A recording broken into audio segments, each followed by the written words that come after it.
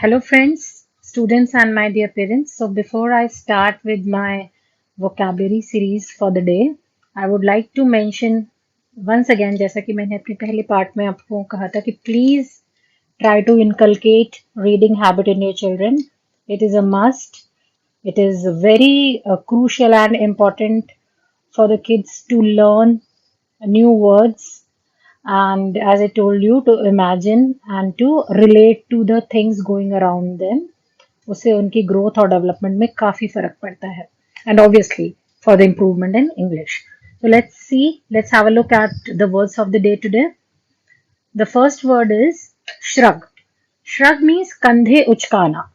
जब आप किसी चीज से अग्री नहीं करते हो तो you lift your shoulders up, या कुछ आपको अनसर्टेन लगती है या आप श्योर नहीं होते हो या अग्री नहीं करते हो, आपको समझ में नहीं आता है कि क्या करना है, then you lift your shoulders like the way आप ये सिग्निफाई करते हो या इंडिकेट करते हो कि आप श्योर नहीं हो या आपको पता नहीं है, तो उसके लिए आप अपने कंधे उचकाते हो.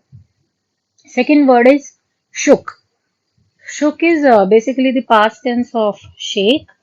शुक मीन्स हिलाना. You can shake a trunk or you can shake a shrub. shrub means छोटे पेड़ जो होते हैं, छोटे हाइट के पेड़ होते हैं, आप उसे हिला सकते हो पकड़ के. जब आप अपना सर हिलाते हो, आपको नो बोलना होता है तो आप अपने इंडिकेट करते हो अपने सर से. So you shake your head. Shook is the past tense of shake, हिलाना. Let's come to the third word, gloomily. Gloomily means gloomy तरीके से, उदास तरीके से, उदासहीन जब आप हो जाते हो. If you are doing something, आप उदास तरीके से कर रहे हो, उदास तरीके से देख रहे हो, you are looking at someone gloomily, you are not happy about something. Our fourth word is feast. Feast means दावत, अ ट्रीट. अभी आप लोगों को पता होगा ये ट्रेंड चल रहा है यंगस्टर्स में कि आप मुझे ट्रीट दो, फीस्ट दो. तो जब आप किसी के यहाँ दावत खाने जाते हो या आपको कोई पार्टी मिलती है, आप उसे फीस्ट कहते हो. If someone invites you to his और her home, it is called a feast.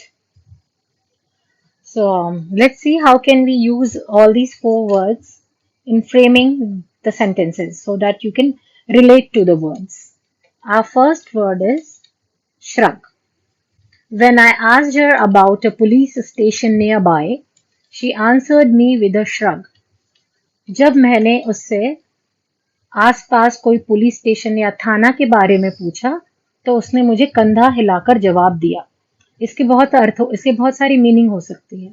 वो आपको यह इंडिकेट करना चाह रही है कि उसे नहीं पता है या वो बताना नहीं चाहती, उसे इस बात के बारे में कोई आइडिया नहीं है या वो पुलिस थाने के बारे में कुछ भी नहीं जानती. So she shrugged her shoulders. Our next word is shook. Student shook his head when the teacher was taking an attendance.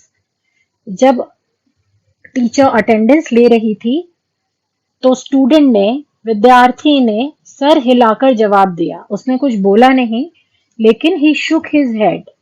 He or she, a student, he भी हो सकती है, she भी हो सकता है. We have not mentioned it over here. Student shook his head. उसने sir हिला के अटेंडेंस का आंसर करा. Third word is ग्लूमिली. My sister looked ग्लूमिली at me. जब उसने अपनी सिस्टर की तरफ देखा तो उसे ऐसा लगा कि वो सिस्टर उसकी बहन उसे बहुत ही उदास तरीके से उसकी ओर देख रही है, बहुत ही सैड है वो, या बहुत अनहैप्पी दिख रही है उसकी सिस्टर उसे. Feast.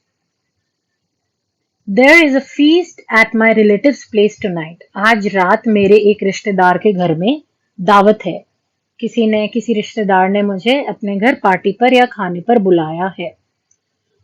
So we can see like how we can use these words in framing a right sentence with right English language and grammar. So keep watching, enjoying, listening, and just don't forget to subscribe my channel. Thank you.